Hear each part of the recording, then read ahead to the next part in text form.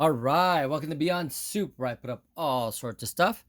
Today we have another vintage item. This is a Kenwood SA-90 spectrum analyzer. These were offered between 1982 and 1983. This is a 10 band analyzer, so it hits between 32 hertz to 16K. It's 32, 64, 125, 250, 500, 1K, 2K, 4K, 8K, and 16K. Anyway, just wanted to show you how this unit is functioning. And there's a lot of good uses for spectrum analyzer besides the pretty uh, lights that pop or go up and down.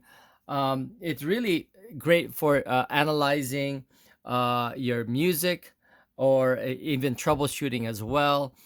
So you could see what the output of the music and maybe correcting it with an EQ or something like that, or just analyzing what the music is doing. So you could either again figure out what you want to do to tailor a certain sound.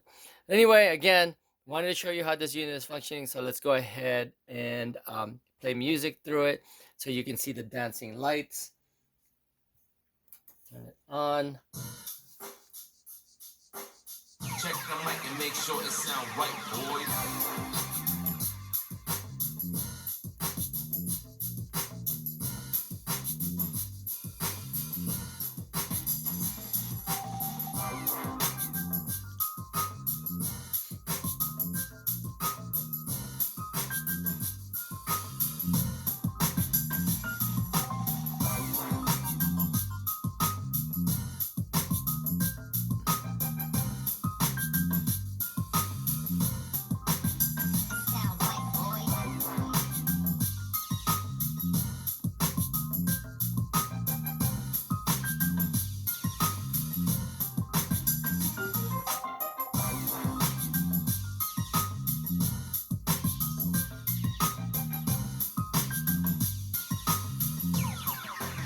It sound right, boys.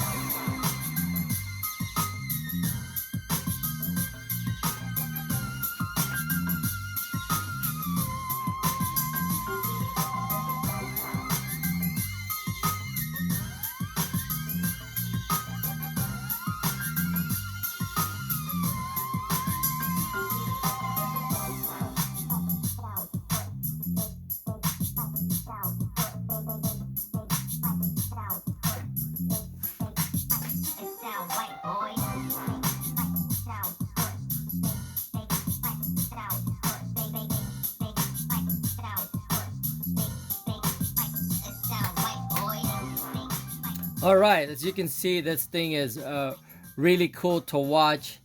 Again, at the same time, being able to see the the response from the input, which is the CD player that's playing the music. So again, a lot of cool uses, but a couple of things on this unit as far as buttons go and inputs. There are 5 buttons here. The input has, you could use the line input or the tape, and we'll show you that in the back in a little bit. And then you could change the display between what source that you've got it connected to or the speaker out. Um, and I'll show you again as well as the speaker out on this thing and how you connect it.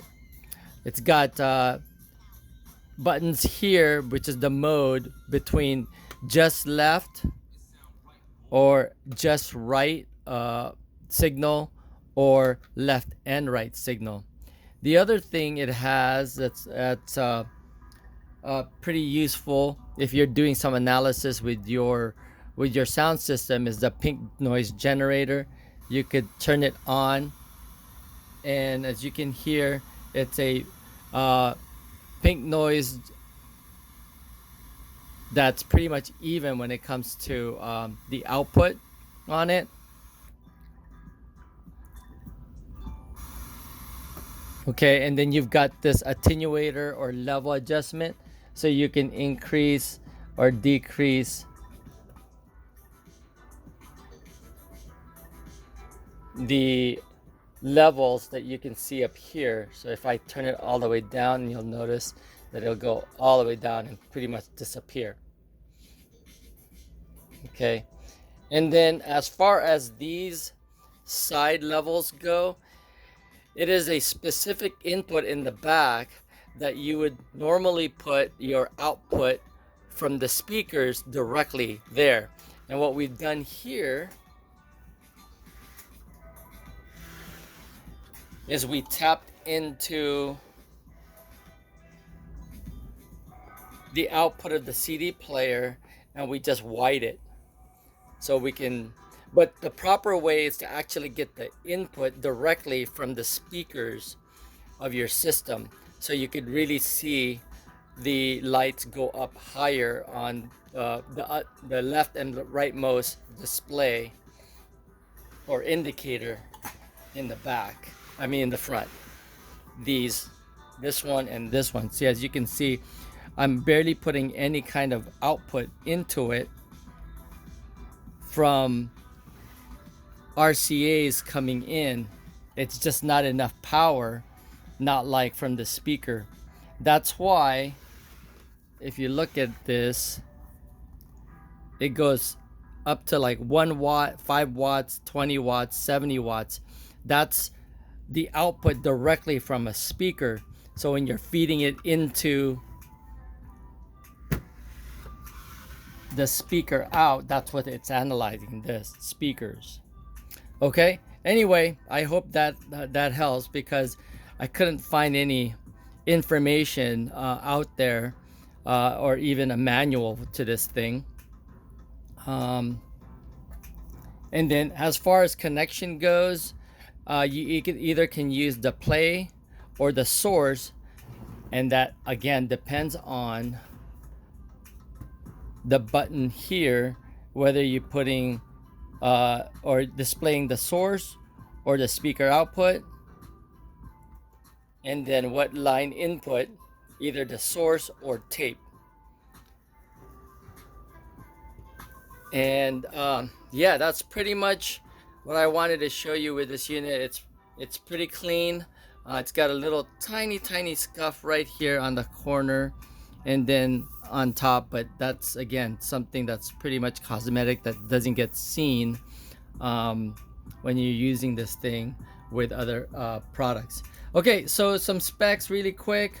The display range is from 8 dB to minus 20 dB.